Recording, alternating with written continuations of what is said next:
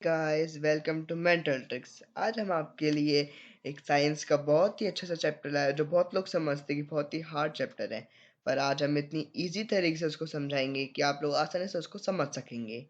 हम शुरू करते हैं हमारा chapter. Chapter 15, transfer of heat. Heat transfer. You might have seen your mother. Heat transfer. You might have seen your mother using cloth or a tongue to lift lids of hot vessels or to uncover a pan having hot food.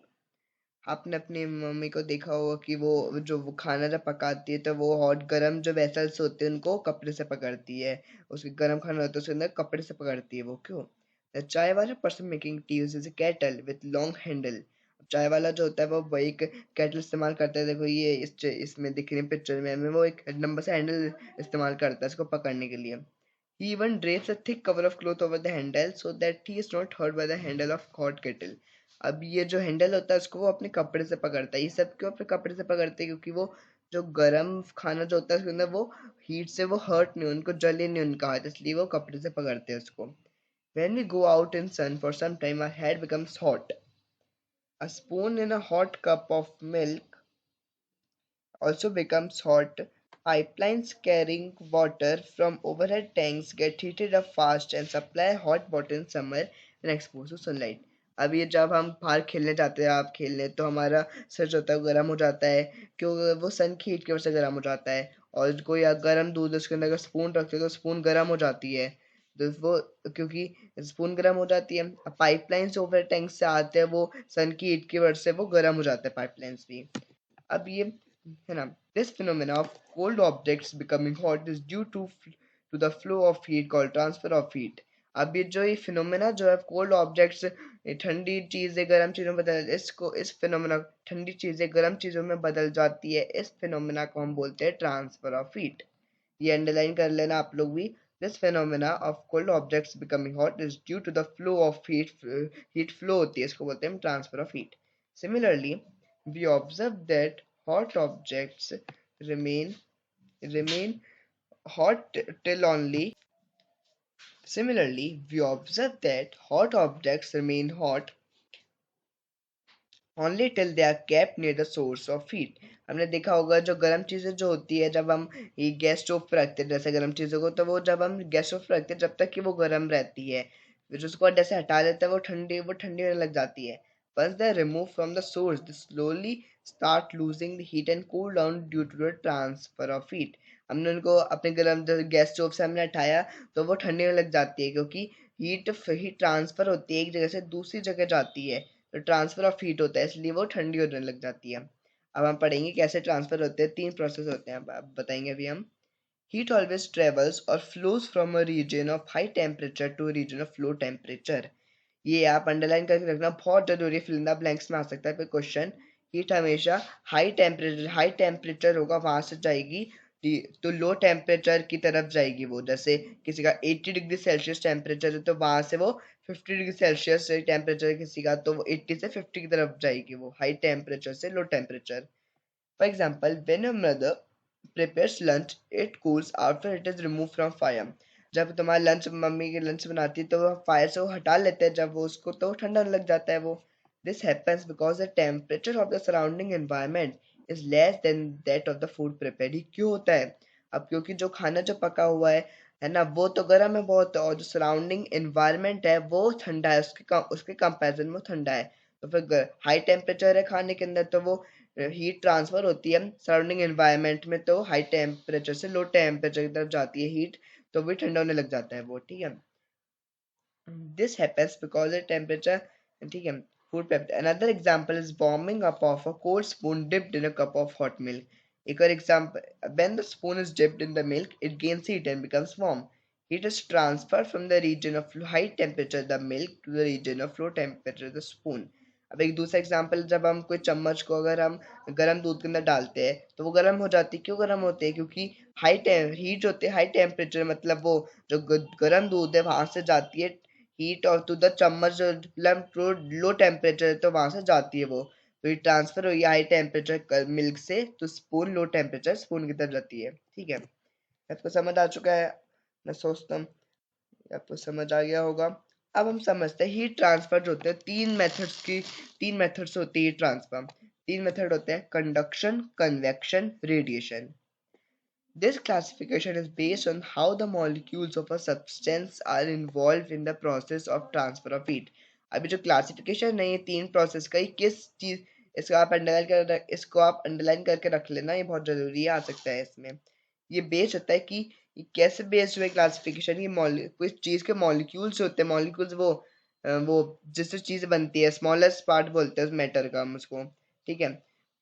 Molecule, substance के molecules कैसे involve होते हैं heat के transfer में, कैसे involve होते हैं, वो एक मॉलिक्यूल से दूसरी जगह मॉलिक्यूल पहुंचा रहे हैं या फिर वो खुद मूव कर रहे हैं या कोई मॉलिक्यूल नहीं होता उसमें, तो कैसे वो इन्वॉल्व होते हैं उससे प्रोसेस, उस क्लासिफिकेशन पे हमको क्लासिफाई करा है।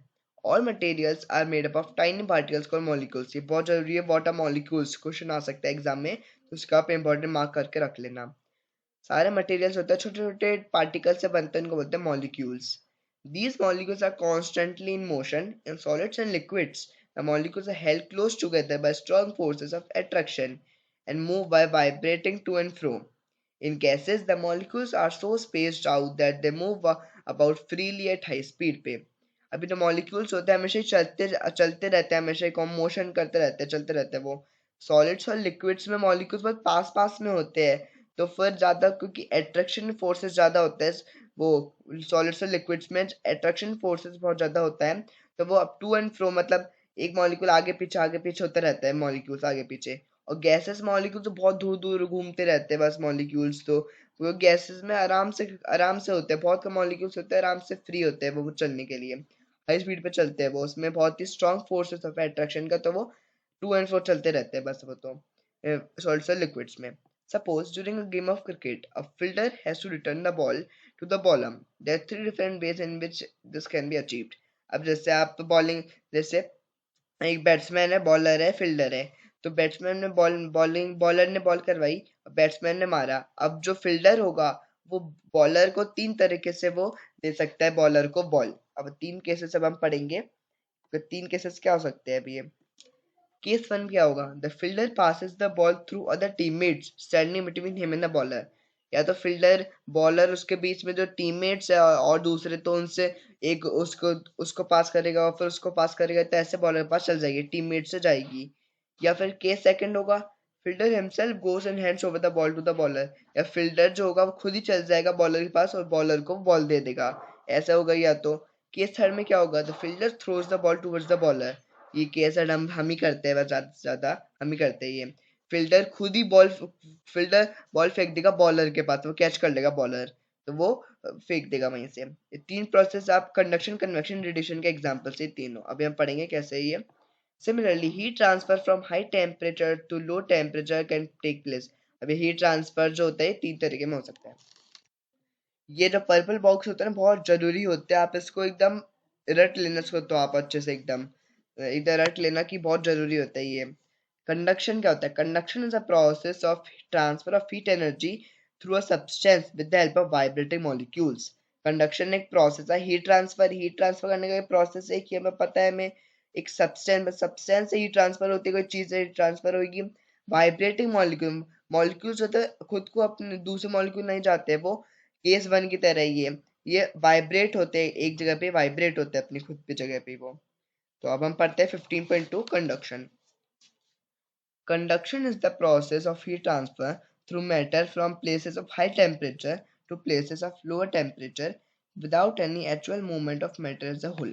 अब कंडक्शन जो है ये हीट ट्रांसफर का एक प्रोसेस है, मैटर से हाई टेम्परेचर से, हमें पता है कि हमेशा हीट ट्रांसफर होती है हाई टेम्परेचर से लो टेम्परेचर की तरफ। तो हाई हीट ट्रांसफर होती है high temperature low temperature, but molecules होते हैं वो मॉलिक्यूल्स खुद को हिलाते नहीं है, वो खुद नहीं देते वो मॉलिक्यूल्स होते हैं, वो पूरे मैटर जो होता है चीज वो खुद हिलती नहीं है पूरी चीज, वो एक एक मॉलिक्यूल को दूसरे मॉलिक्यूल को देते हैं हीट, वो पास करते रहते हैं बस हीट एक दूसरे को दूसरे पे। It is the mode of heat transfer in solids. ये सॉलिड्स में होता है ज्यादातर, ये जो मोड है हीट ट्रांसफर का सॉलिड्स में होता है सबसे ज्यादा। Heat transfer takes place through the vibrations of molecules present in a solid on getting heated. molecules gain energy and start vibrating about their mean position vigorously. They collide with neighboring molecules and transfer the energy to them. The neighboring molecules further to the neighboring molecules, and the chain continues. In this way, heat is conducted from the hot end to the cold end. अभी heat transfer जो होता है conduction में कैसे होता है ये heat conduction vibrating molecules की मदद से होता है। वो सॉलिड के अंदर जो मॉलिक्यूल्स होते हैं वो वाइब्रेट होते हैं अपनी खुद की जगह पे वो वाइब्रेट होते हैं अपने टू एंड फ्रो चलते हैं बस वो जब वो उनको हीट जब वो गर्म होते हैं मॉलिक्यूल्स एनर्जी लेते हैं हीट एनर्जी लेते हैं अपने अंदर वो वाइब्रेट अपनी जो खुद की पोजिशन से वहीं पर वाइब्रेट होते रहते हैं बस वो अब वो हीट जो होती है वो अपने बगल वाला मॉलिक्यूल्स को वो देते हैं हीट फिर वो नेबरिंग वो वाला दूसरे अपने एडजेसेंट मॉलिक्यूल्स को देते हैं ऐसे ही ट्रांसफर होती है हीट और ये चेंज चलती जाती है इस तरह में हीट पूरी गर्म हॉट एंड से कोल्ड एंड तक हीट ट्रांसफर हो जाती है पूरी कंडक्शन टेक्स प्लेस अब हमारे पास दो कंडीशन होती है कंडक्शन कब कब का हो सकता है कंडक्शन दो कंडीशन है two objects have different temperature or different parts of the same object are at different temperature the two objects are in contact with each other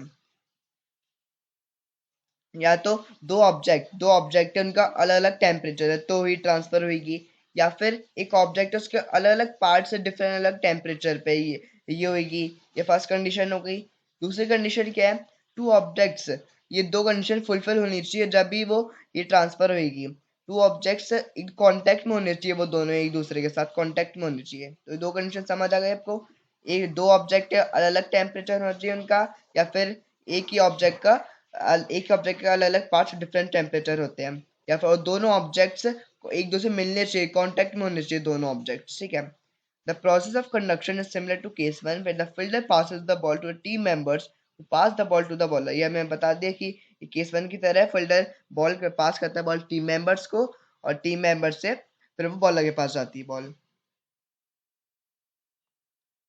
अब हम आते हैं कैरेक्टरिस्टिक्स ऑफ कंडक्शन की कैरेक्टरिस्टिक्स पढ़ते हैं अब इन ये जो पॉइंट्स है तीनों अच्छे से याद करके रख लेना एग्जाम में 99% क्वेश्चन आएगा क्वेश्चन तो इसको अच्छे से याद करके रख लेना आप अब हम फर्स्ट पॉइंट पढ़ते हैं इसका conduction is a point two point process of transfer of heat conduction एक पॉइंट मतलब एक पॉइंट जैसे मॉलिक्यूल से molecule point process of transfer of heat का एक मॉलिक्यूल दूसरा मॉलिक्यूल ऐसे पॉइंट टू पॉइंट से ट्रांसफर ऑफ हीट का ये heat can be transferred from one object to another object in contact with it and also from one part of body to the other heat transfer होती है एक object से दूसरे object की तरफ जाती है हीट जो उसके साथ कांटेक्ट में होता है उस दूसरे ऑब्जेक्ट के पास जाती है या फिर एक बॉडी के एक हिस्से से दूसरे हिस्से के पास जाती है जो उसके कांटेक्ट में होता है ठीक है if one part of a body is heated bye direct contact other parts gate heated successively अगर एक ऑब्जेक्ट है उसका एक हिस्सा तो गर्म हो गया डायरेक्ट कांटेक्ट में तो उसे गर्म हो गया दूसरे जो हिस्से होंगे उस बॉडी के वो अपने आप गर्म हो जाएंगे उसके कांटेक्ट में होंगे तो अपने आप गर्म हो जाएंगे वो तो आपको मैं होप सोचता हूँ कि आपके कैरेक्टरिस्टिक्स कंडक्शन के समझ आ गए होंगे conduction point two point transfer of process of transfer of heat can be transfer होती है फ्रॉम एक ऑब्जेक्ट से दूसरे ऑब्जेक्ट के पास कांटेक्ट में होता है वो या फिर एक हिस्सा बॉडी के टू दूसरे हिस्से पे एक हिस्सा बॉडी का डायरेक्ट कांटेक्ट से गर्म हो गया दूसरे पार्ट्स अपने आप गर्म हो जाते हैं वो अब हम पढ़ते हैं थर्मल कंडक्टिविटी ये जो डेफिनेशन है थर्मल कंडक्टिविटी की आप इसको रट लेना अच्छे से एकदम क्योंकि एग्जाम में बहुत बार पूछे जाते हैं ये question what is thermal conductivity तो आप इसको अच्छे से याद करके रख लेना the process of heat transfer within the same object is known as thermal conductivity. Depending upon the capability of heat transfer, objects are broadly classified as good conductors and bad conductors of heat.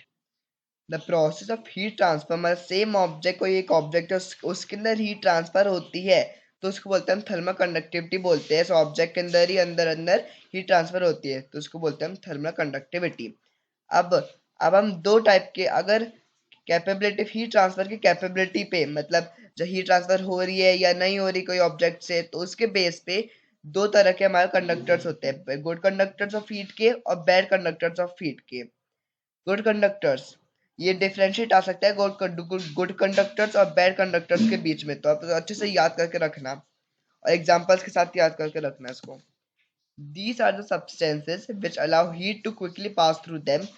One such example is gold. Other good conductors are silver, aluminum, iron, etc. Silver is known to be the best conductor of heat. Substance जो चीजें जो होती है जो heat transfer मतलब heat को allow करती है आराम से पास हो जाए उनसे आराम से निकल जाए हीट, तो उन सब्सटेंसेस को हम बोलते हैं गुड कंडक्टर्स, मतलब हमसे आराम से हीट जा सकती है, कोई इनको रोकता नहीं है हीट को। और एग्जांपल इसका एक गोल्ड, और दूसरे एग्जांपल्स हो सकते हैं सिल्वर, एल्यूमिनियम। ये जो लाइन है, silver is the known to be the best conductor of heat, इसको आप एकदम रट लेना, ये फिंगर ब्लैंक्स में आएगी, जरूर बोल रहा हूँ, 100% आएगा ये क्वेश्चन, तो इसको आप अच्छे से याद कर रख लो। इस dash is known to the best conductor of heat, silver is the answer, ठीक है। अब bad conductors, insulators, substances with low levels of thermal conductivity are usually not non-conductors and are known as bad conductors of heat.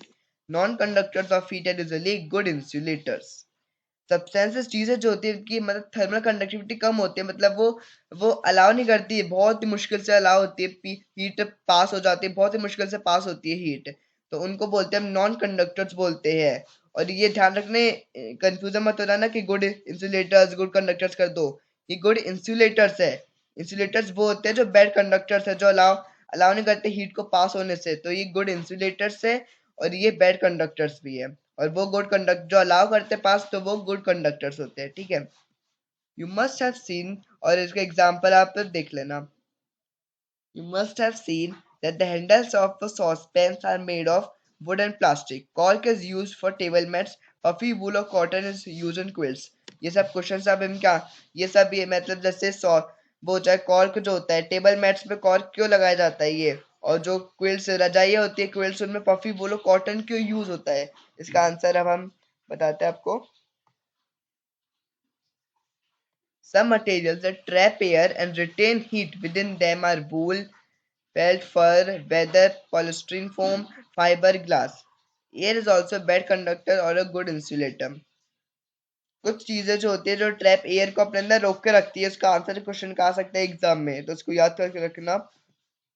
चीजें जो होती है जो air को trap अंदर रोक कर रखती है और हीट को अपने अंदर रोक कर रखती है, वो जाने अपने एस्केप उसको जाने बाहर नहीं जाने देती, वो होते हैं वूल, फेल्टियस एग्जांपल से जो अंदर रोक के रखते हैं, इसलिए तुम सर्दियों में वूल के कपड़े पहनते हैं, क्योंकि वो हीट को रोक कर रखता है, उसे बाहर नहीं जाने देते। ये और ये एयर ऑल्सो आ सकता है question, air is a bad conductor है या फिर गुड कंडक्टर है, तो ये बैड कंडक्टर और गुड इंसुलेटर है वो, इसलिए ध्यान रखना है ये अंडरलाइन कर लेना आप, ठीक है। Most liquids, including water, are bad conductors of heat. Similarly, all gases, including air, do not conduct heat. सारे जो लिक्विड्स होते हैं वाटर को भी मिला के वो बैड कंडक्ट हीट के बैड कंडक्टर्स होते हैं, वो अलाउ नहीं करते हीट को पास होने से। सारी गैसेस जो होती है एयर को मिला के वो भी बैड कंडक्टर्स होती है, वो भी अलाउ नहीं करती हीट को जाने पास होने से, वो भी अलाउ नहीं करती। सारे लिक्विड्स और सारी गैसेस बैड कंडक्टर्स होते हैं हीट के। अब हमारा नेक्स्ट प्रोसेस आता है हीट ट्रांसफर का, कन्वेक्शन। अभी तो हमने सब कुछ पढ़ा था कंडक्शन के बारे में, कंडक्शन। अब हम पढ़ते हैं कन्वेक्शन क्या होता है। कन्वेक्शन की पहले पर्पल बॉक्स की डेफिनेशन याद करके रखना, ये बहुत ही आएगी, बहुत जरूरी होती है ये। Convection is a process of transfer of heat energy through a substance by the actual movement of the substance itself. अब इसके अंदर क्या होता है, ये ट्रांसफर ऑफ हीट का एक प्रोसेस है, एक सब चीज से मतलब एक्चुअल सब्सटेंस होता है वो खुद हिलता है, वो एक्चुअल मूवमेंट होता है, सब्सटेंस का एक्चुअल मूवमेंट होता है, उसके अंदर सिर्फ मॉलिक्यूल्स हिलते हैं, मॉलिक्यूल्स अपनी खुद के जगह पे होते हैं, मॉलिक्यूल्स यहाँ पर अपनी पोजिशन चेंज करते हैं, यहाँ पर पोजिशन चेंज होते हैं मॉलिक्यूल्स के। कंडक्शन में मॉलिक्यूल्स अपनी जो मेन पोजिशन होते हैं वहीं पर टू एंड फ्रो करते हैं वो, बस वो। अब हम पढ़ते हैं convection. Convection is the method by which heat travels through fluids. Anything that flows freely is called fluid. Due to their ability to flow, liquids and gases are known as fluids. Thus, in liquids and gases, transfer of heat takes place by the process of convection. In this process, transfer of heat takes place by the actual movement of the molecules of the material which is heated. The process of convection is analogous to case second of ball transfer, where the filter goes directly to the boiler to pass the ball. अब convection के अंदर क्या होता है, convection fluids fluids से मतलब liquids और gases होते हैं फ्लूइड्स, है ना, तो कन्वेक्शन वो कंडक्शन तो सॉलिड्स से होता है और ये कन्वेक्शन फ्लूइड्स के अंदर होता है ये कन्वेक्शन। अब ये याद करके रखना फ्लूइड की क्या होता है, fluid anything that flow freely, इसको बोलते हैं जो फ्लो आराम से फ्रीली फ्लो हो सकते हैं उसको बोलते हैं फ्लूइड, जो आराम से चल सकते हैं फ्री फ्लो करते हैं उसको बोलते हैं फ्लूइड। अब गैसेस और लिक्विड्स पता है आपको आराम से फ्लो कर सकते हैं फ्रीली, तो इसलिए हम उनको फ्लूइड्स बोलते हैं, इसलिए हम उसको फ्लूइड्स बोलते हैं। और लिक्विड्स और गैसेस के अंदर आप हम समझ सकते हैं कन्वेक्शन से हीट ट्रांसफर होता है क्योंकि फ्लूइड्स है, और फ्लूइड्स क्या होता है जो आराम से फ्लो कर सकते हैं फ्रीली, इसलिए उनके अंदर कन्वेक्शन के प्रोसेस से होता है heat transfer.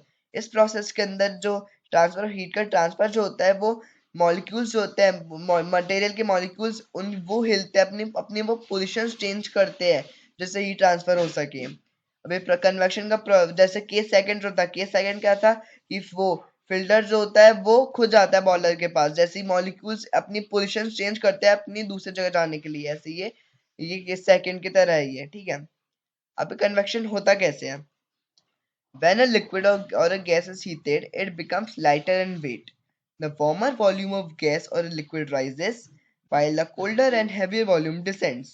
This process continues until the entire volume is at the same temperature or the conditions change. Convection is commonly used in heat convectors to keep the room warm in winters. Heating element of the convector heats up the surrounding air, making it light. This hot and light air rises upwards in the room, and cold air from the room comes down and gets heated. This is how a heat convector helps in maintaining the room temperature. अभी convection होता कैसे समझते हैं। कोई liquid है, gas है, पानी को हमने गर्म करा। अब जब वो एयर जो एकदम नीचे वाली जो पानी जो होगा एकदम नीचे वाला पानी वो गर्म हो जाएगा, तो सबसे पहले वो गर्म हो जाएगा, एक्सपेंस होगा वो, और वो उसकी वॉल्यूम भी कम हो जाएगी, तो उसका वॉल्यूम बढ़ जाएगी, तो फिर वॉल्यूम अब वो ऊपर जाएगा, वो जो पानी होगा वो ऊपर राइजेस होगा, ऊपर जाएगा वो पानी, और जो ऊपर वाला पानी जो है वो ठंडा होगा एकदम, वो भारी हो जाएगा इससे नीचे वाले पानी से, तो वो नीचे उसकी जगह लेने के लिए वो नीचे आएगा। अब ये पूरा ये चलता गर्म पानी ऊपर जाएगा, ठंडा पानी नीचे आएगा, ये प्रोसेस चलता जाता है जब तक पूरा पानी सेम टेम्परेचर पे नहीं आ जाता है, फिर कंडीशन चेंज नहीं हो जाती, जब तक ये प्रोसेस चलता रहता है। अब कन्वेक्शन का एग्जांपल क्या हो सकता है? हीट कन्वेक्टर्स में कन्वेक्शन प्रोसेस काम आता है। वो विंटर्स में हम आपने देखा होगा हीट कन्वर्टर्स हम इस्तेमाल करते हैं क्योंकि हम गर्म रूम को गर्म रखने के लिए हम इस्तेमाल करते हैं। कन्वेक्टर को जो गर्म वाली चीज होती है, जो गर्म करती चीज, हीट वो surrounding air heating element conduct जो कन्वेक्टर का जो गरम करती है ना चीज, वो जो सराउंड उसके आसपास वाली एयर जो होती है उसको वो गरम कर देती है, वो हल्की हो जाती है तो वो फिर ऊपर चल जाती है। अब ऊपर वाली हवा जो नीचे आ जाती है वो, और फिर वो उस वाली को भी गर्म कर देती है, तो फिर ऐसे ये प्रोसेस चलता जाता है जब तक पूरा रूम गर्म हो जाता है ऐसे। ये ही कन्वेक्टर हेल्प करता है रूम टेम्परेचर को मेंटेन करने में। ये क्वेश्चन आ सकता है हाउ हीट कन्वेक्टर वर्क कैसे करता है, तो आप इसको आप याद करके रखना ही है, बहुत ही इजी कॉन्सेप्ट है इसके पीछे। चलो अब हम पढ़ते हैं कन्वेक्शन करंट्स। कन्वेक्शन करंट्स क्या होते हैं? Streams of warm moving fluids are called convection currents. आप इस लाइन को अंडरलाइन कर रख लेना कि एक क्वेश्चन आ सकता है व्हाट आर कन्वेक्शन करंट्स, एक 1 मार्क्स में आ सकता है या फिल इन द ब्लैंक्स में आ सकता है, तो ये आप आंसर लिख सकते हो आराम से, तो आप इसको अंडरलाइन करके रख लेना। They arise when a fluid is heated because it expands, becomes light, and is forced upwards by the surrounding cooler, heavier fluid which moves under it. In simple words, hot air rises, warm fluid behaves like a cork released under water, being lighter it bobs up. Hence, convection can be considered as a process of heat transfer in which heat is transferred from a hotter to a colder part by the actual movement of molecules in the substance. अब जो streams of warm गर्म moving जो fluids होते हैं, streams जो होते हैं गर्म मूविंग फ्लूइड्स उनको बोलते हैं हम कन्वेक्शन करेंट्स। अब ये भी सेम कॉन्सेप्ट है, वही है, जब फ्लूइड को हम गर्म करते हैं वो जो नीचे वाला पानी होता है वो एक्सपेंड हो जाता है, हल्का बन जाता है, वो ऊपर चल जाता है, और जो ठंडी हवा जो होती है वो उसकी जगह ले लेते हैं, जो उसके नीचे आ जाती है वो एकदम उसके। सिंपल वर्ड्स में कह सकते हैं गर्म पानी जो होता है वो राइज हो जाता है, ठंडा पानी नीचे आ जाता है, ठीक है। अभी गर्म फ्लूइड्स होता है ये एक कॉर्क की तरह बिहेव करता है, तो वाटर के अंदर रिलीज हो जाता है, बहुत ही एक्सपेंड हो जाता है, तो वो बहुत ही फोर्स लगाता है तो वो एक्सपेंड कॉर को छोड़ देता है, मतलब ये भी रहता है कॉर की तरह बिहेव करता है ये। कन्वेक्शन एक प्रोसेस मान सकते हैं जो हीट ट्रांसफर का प्रोसेस है, जो इन द हीट ट्रांसफर होती है गर्म पार्ट से गर्म हिस्से से ठंडे हिस्से के पास जाती है। मॉलिक्यूल्स में पोजीशन चेंज करते हैं, नीचे वाले मॉलिक्यूल्स गर्म वो ऊपर जाते हैं, ऊपर वाले मॉलिक्यूल्स नीचे जाते हैं, तो एक्चुअल मूवमेंट होता है मॉलिक्यूल्स के सब्सटेंस के अंदर। समझ आ चुका है मैं? सोचता हूँ आपको ये समझ आ गया होगा आपको ये। You might have seen that black marks often appear on the wall or ceiling above a lamp. Actually, they are caused by air containing dirt and dust being carried upwards by convection currents produced by the hot lamp. आपने देखा होगा कि black marks जो होते हैं wall ceiling lamp के ऊपर जो जैसे आपके घर में लैंप होगा तो उसके ऊपर जो दीवार होगी काली काली काली काली काली हो जाती होगी। अब सोचते होंगे कैसे काली हो गई, कोई मैजिक हो गया यहाँ पर। तो अब पता चला है क्यों होती होगी, इसको अंडरलाइन कर लेना, एग्जाम में आ सकता है ये। क्योंकि जो एयर हवा जिसके अंदर डर्ट जो होती है, डर्ट जो गंदगी होती है वो जो हॉट लैंप जो प्रोड्यूस करता है गर्म जो प्रोड्यूस करता है हॉट लैंप वो ये कंटेन एयर जो होती है इसके अंदर कचरा होता है वो ऊपर जाती है, वो कन्वेक्शन करंट से गर्म हो जाती है, हॉट लैंप के अंदर गर्म हो जाती है तो वो ऊपर जाती है, मतलब वो ऊपर चल जाती है। वो हवा जो बहुत ही गंदी होती है तो वो हॉट लैंप में प्रोड्यूस होती है वो हवा, और वो कन्वेक्शन करंट से वो ऊपर चल जाती है तो वो ऊपर वो एकदम जम जाती है तो वो एकदम ब्लैक मार्कर रहते हैं उसपे, इसलिए ठीक है। तो आपको अब समझ आ गया होगा कि ये इसलिए इसकी वजह से होता है ना, आप सोचते होंगे कि मैजिक हो गया यहाँ पर, ठीक है। Convection currents in nature, coastal breeze, during day time the temperature of land rises and more quickly than that of sea. The hot air above the land becomes lighter and rises. It is replaced by heavy and comparatively cold air from the sea. A sea breeze from sea to land results. At night, just the opposite happens. The sea has more heat to lose and cools more slowly. The lighter air above the sea is warmer than that over the land, and the land breeze blows from land to the sea. अब हम जो हमारे nature में convection currents होते हैं, coastal bridge, आपने कभी गए होंगे आप बगी वो क्या बोलते हैं समुद्र के पास कभी गए होंगे तो दिन के टाइम आपने देखा होगा कि टेम्परेचर जो जो जमीन जो होती है लैंड होता है वो ज्यादा गर्म हो जाता है सन की हीट की वजह से। सी सी बल्कि थोड़ा ठंडा रहता है, उसके कंपैरिजन में लैंड ज्यादा गर्म हो जाता है सी से। तो फिर अब वो गर्म हवा जो लैंड की होती है वो ऊपर जाएगी और जो ठंडी हवा जो सी से आएगी वो उसकी जगह लेती जाएगी। ऐसे ये जैसे डायग्राम में दिखा रखा है, गर्म हवा लैंड से ऊपर जा रही है और सी की ठंडी हवा उसके पास आती जा रही है। तो फिर ये सी ब्रीज होता है जिसके अंदर सी से लैंड की तरफ जाती है हवा। हवा तो इसको बोलते हैं सी ब्रीज। ये क्वेश्चन आ सकता है differential between sea breeze and land breeze, तो अच्छे से याद करके रख लेना इसको। और रात में क्या होता है, रात में इसका अपोजिट होता है एकदम, सी ज्यादा गर्म हो जाता है लैंड से। तो फिर अब सी के ऊपर गर्म हवा जो सी से गर्म हवा ऊपर जाएगी, जैसे इसमें दिखा रहा है डायग्राम में, सी से गर्म हवा ऊपर जा रही है लैंड की तरफ जा रही है, और जो ठंडी हवा जो होगी वो सी की तरफ आज आए जा रही है, आती जा रही है। तो फिर एक लैंड ब्रीज मतलब ठंडी हवा लैंड से आ रही है तो उसको बोलते हैं हम लैंड ब्रीज। आप ये समझ लो जिसकी तरफ से लैंड हवा ठंडी हवा आ रही है उसका हम ब्रीज दे देंगे नाम। दिन के टाइम सी से ठंडी हवा आ रही है तो सी ब्रीज, और रात के टाइम लैंड से आ रही है ठंडी हवा तो लैंड ब्रीज बोलते हैं हम इसको, ठीक है। अब हम नेक्स्ट प्रोसेस पढ़ते हैं हीट ट्रांसफर का, उसको बोलते हैं रेडिएशन। मैं होप करता हूँ आपको कन्वेक्शन और कंडक्शन तो आराम से समझ आ गया, बहुत ईजी थे ये। अब हम पढ़ते हैं रेडिएशन भी बहुत ईजी है। Radiation is an important mechanism of heat transfer in all forms of matter, that is solids, liquids and gases. Heat transfer in radiation takes place by light waves and thus physical contact of two bodies is not required, and particles to carry heat energy are also not required. This method of heat transfer is fastest since thermal radiations travel with a velocity of light which is equal to 3 into 10 power 8 meter per second. The heat energy transferred in such a manner is called radiant energy. Radiation क्या होता है? Radiation बहुत ही जरूरी heat transfer है। सारी मतलब ये देखो ये सबसे अलग ही है, मतलब कंडक्शन तो भाई सॉलिड्स में हो सकता हूँ मैं तो सिर्फ, कन्वेक्शन सिर्फ लिक्विड्स गैसेस में, रेडिएशन तो अलग ही है। रेडिएशन तीनों में हो सकता है, वो हीट तीनों में हो सकता है, तीनों फॉर्म्स ऑफ मैटर में, solids liquid gases.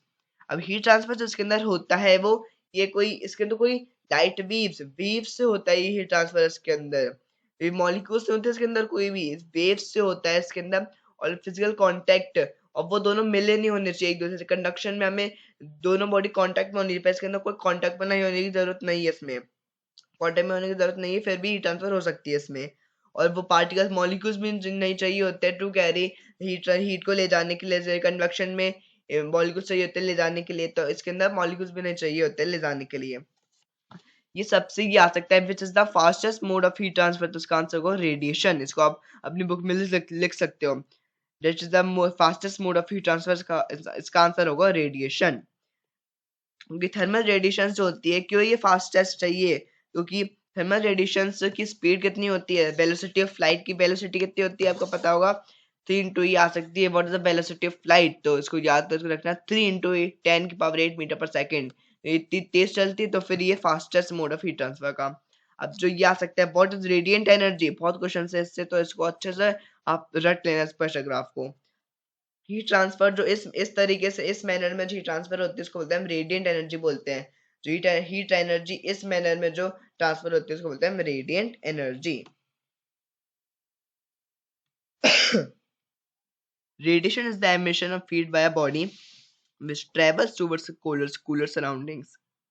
Whereas conduction and convection both need matter to be present, radiation can occur in vacuum and particles of matter not involved. The process of radiation is analogous to case third of the ball transfer. A fielder throws the ball directly to the bowler.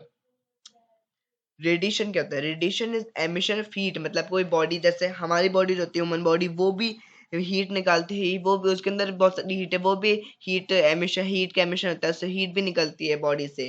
Radiation emission body body से heat निकलती है जो ठंडी जगह जाती है। हमारी body में जैसे हम ठंडी जगह जाएंगे तो हमारी बॉडी में ज्यादा हीट होगी, तो हमारी बॉडी से ठंडी जगह जाएगी, वो हमने पढ़ा हुआ हाई टेम्परेचर लो टेम्परेचर की तरफ जाती है, इसलिए हमारी बॉडी से कोल्ड सराउंडिंग की तरफ जाएगी हीट रेडिएशन में। बेस कंडक्शन कन्वेक्शन में तो उनको मैटर चाहिए होता है प्रेजेंट अपनी हीट ट्रांसफर करने के लिए, उनको मैटर चाहिए होता है, पर रेडिएशन वैक्यूम में हो सकता है। वैक्यूम मतलब कोई मीडियम नहीं चाहिए होता, एकदम खाली है वहां पर, कुछ भी नहीं है यहाँ पर, जैसे अर्थ और सन के बीच में कुछ भी नहीं है ना, तो मतलब वैक्यूम वैक्यूम में हो सकता है रेडिएशन, बल्कि और कंडक्शन कन्वेक्शन में तो वो मॉलिक्यूल्स मैटर चाहिए होता है अपनी हीट ट्रांसफर करने के लिए, ये वैक्यूम में भी हो सकता है, और पार्टिकल्स रहने चाहिए होते हैं इसके अंदर। और ये केस ये केस थर्ड की तरह बॉल ट्रांसफर का, जो हम ज्यादातर हम करते हैं इसको, ये फील्डर बॉलर के पास फेंक देता है डायरेक्ट बॉल ऐसी, इसलिए भी तो ऐसी जाती है, अब लाइट वेव्स में जाती है, तो ये भी केस थर्ड की तरह एकदम ये, इसको अब याद करके रख लेना है। आगे फिर से purple box, radiation is the process of heat transfer without any help of internal media, इसमें कोई बीच में कोई कुछ भी नहीं चाहिए होता है, इसको बस अपने आप खुद ही जा रही है, मैं तो खुद ही जा रहा हूँ भाई। रेडिएशन हीट ट्रांसफर होता है, कोई भी इसकी मदद, किसको भी इसकी मदद नहीं चाहिए होती है, इंडिपेंडेंट है ये एकदम, ठीक है। अब आ जाता है मेरे पास The sun's heat is transferred to the earth through radiation। अभी गिव रीजन नहीं आ सकता है, बहुत जरूरी कि ये सन्स की अर्थ रेडिएशन से आती है, हमारे पास कंडक्शन कन्वेक्शन से क्यों नहीं आती है, इसका आंसर हमें इसमें मिलेगा। Sun rays travel in straight lines and radiate heat in all directions. When sun rays hit the earth, the radiation is absorbed or reflected. Heat transferred by the sun cannot reach the earth by conduction because air is a poor conductor of heat. It also cannot reach us by convection because there is a large vacuum between the earth and the sun, and convection currents need a vacuum to travel medium to travel. Radiation is emitted by all bodies above absolute zero. Darker surfaces absorb more radiation and lighter surfaces reflect radiation. अब सन heat है, हमारे अर्थ पास radiation आती है सन की heat कैसे, सन की जो light होती है, हीट जो होती है, वो स्ट्रेट लाइंस में आती है, सारी डायरेक्शंस में वो अपनी हीट फैलाता है, सारे डायरेक्शंस में वो, ईस्ट नॉर्थ साउथ वेस्ट सब जगह। द सन रेज, जब सन की रेज अर्थ के पास आती है, अब सन की जो हवा जो रेस होती है वो सब अर्थ से जब भिड़ती है, रेडिएशन जो होती है वो, अब सन रेज जो होती है वो तो रिफ्लेक्ट होती है फिर एब्जॉर्ब हो जाती है, वो थोड़ी सी जैसे डायग्राम में दिख रहा है, थोड़ी सी एब्जॉर्ब हो रही है, थोड़ी सी रिफ्लेक्ट हो रही है, हीट ट्रांसफर्ड। अभी क्वेश्चन है कि हमारे पास कंडक्शन कन्वेक्शन से क्यों नहीं आ सकती, कंडक्शन से क्यों नहीं आ सकती, पहली बात तो क्योंकि एयर पूरा कंडक्टर ऑफ हीट का, और उसको मॉलिक्यूल्स चाहिए होते हैं, मतलब अपनी अपनी मॉलिक्यूल चाहिए होता है, अपनी मैटर चाहिए होता है इसको अपनी हीट ट्रांसफर करने के लिए, और एयर पूरा कंडक्टर है, एयर से पास नहीं हो सकती हीट इसलिए, और कंडक्शन से नहीं आ सकती क्योंकि बहुत बड़ा वैक्यूम है अर्थ सन के बीच में, और वैक्यूम में मॉलिक्यूल्स नहीं है, तो फिर अब उसको तो कन्वेक्शन को मॉलिक्यूल्स चाहिए, तो कैसे होगी हीट ट्रांसफर, इसलिए हमारे पास कंडक्शन से इसलिए आ सकती है क्योंकि एयर वो कंडक्टर ऑफ हीट का, और कन्वेक्शन से नहीं आ सकती क्योंकि लार्ज वैक्यूम है अर्थ और सन के बीच में, इसलिए समझ आ गया अब आपको, कन्वेक्शन करंट्स को मीडियम से ट्रेवल करने के लिए, इसलिए रेडिएशन से हमारे पास आती है हीट। रेडिएशन, अब रेडिएशन जो होती है, कोई भी ऑब्जेक्ट एब्सोल्यूट जीरो क्या होता है, लोएस्ट पॉसिबल टेम्परेचर को बोलते हैं एब्सोल्यूट जीरो।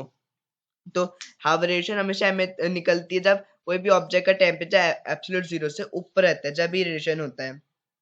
डार्कर सरफेसेस ज्यादा एब्जॉर्ब करते हैं रेडिएशन और लाइटर सरफेसेस रिफ्लेक्ट करते हैं रेडिएशन को। डार्कर तो एब्जॉर्ब करते हैं और लाइटर रिफ्लेक्ट करते हैं। अब हमारे पास एक और गिव रीजन है यहाँ पर, as light colors reflect back most of the heat falling on them, therefore one advised to wear light or white clothes during summer.